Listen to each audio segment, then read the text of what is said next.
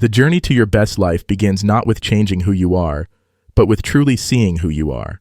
And that is the thought for today.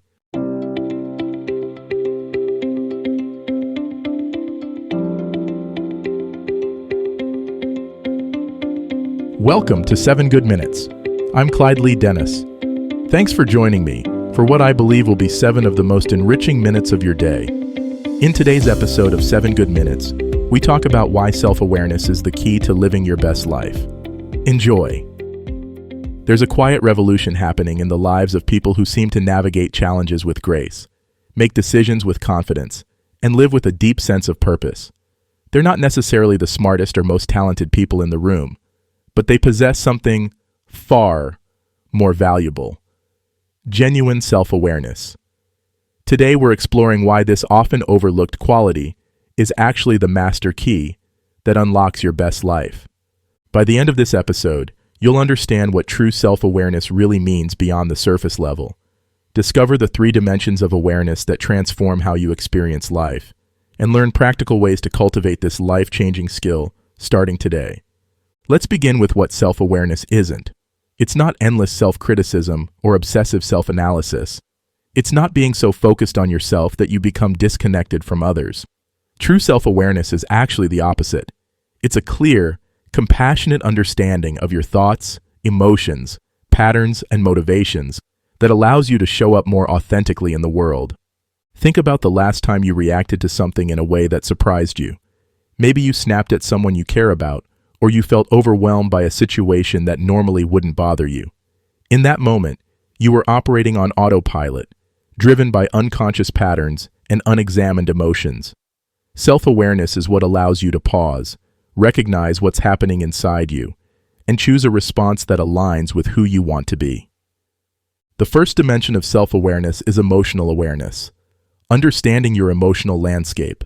Most of us experience emotions as either good or bad, but emotions are actually messengers carrying important information about our needs, values, and boundaries. When you develop emotional awareness, you stop being at the mercy of your feelings and start using them as guidance.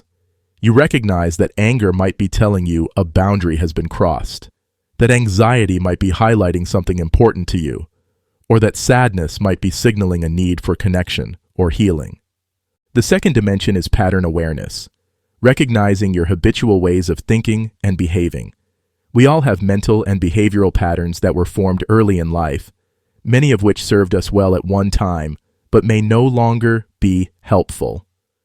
Maybe you have a pattern of people-pleasing that stems from a childhood need for approval, or a tendency to avoid difficult conversations because conflict felt unsafe in your family.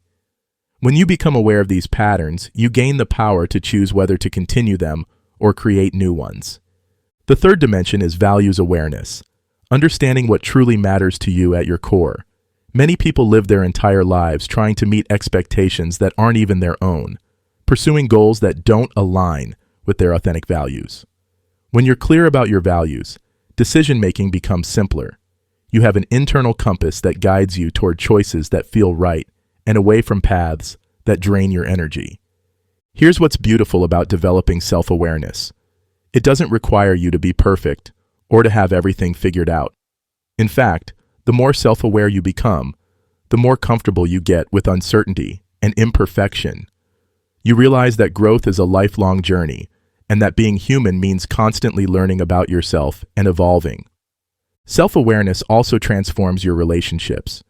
When you understand your own triggers, needs, and communication style, you can show up more authentically with others. You stop taking things personally that aren't about you, and you start recognizing when your reactions are more about your own stuff than about what's actually happening. This creates space for deeper connection and more honest communication. One of the most practical ways to develop self-awareness is through regular reflection. This doesn't have to be complicated. It can be as simple as asking yourself 3 questions at the end of each day. What did I feel today? What patterns did I notice in my thoughts or behaviors? What felt aligned with my values, and what didn't? This simple practice creates a habit of turning inward with curiosity rather than judgment. Another powerful tool is mindfulness, the practice of observing your thoughts and emotions without immediately reacting to them. When you can create even a small space between what you feel and how you respond, you're exercising the muscle of self-awareness. You're moving from unconscious reaction to conscious choice. Remember, self-awareness isn't a destination you reach. It's a way of being that you cultivate. Some days you'll feel more aware than others, and that's perfectly normal.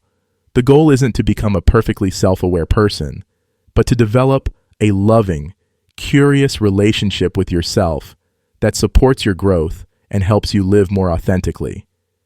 Your best life isn't waiting for you to become someone else. It's waiting for you to become more fully yourself. And self-awareness is the key that opens that door. That does it for today's episode of 7 Good Minutes. Please take a moment to rate and review the show on the platform you're listening on. Until next time, let's be civil to one another out there. Thanks for listening.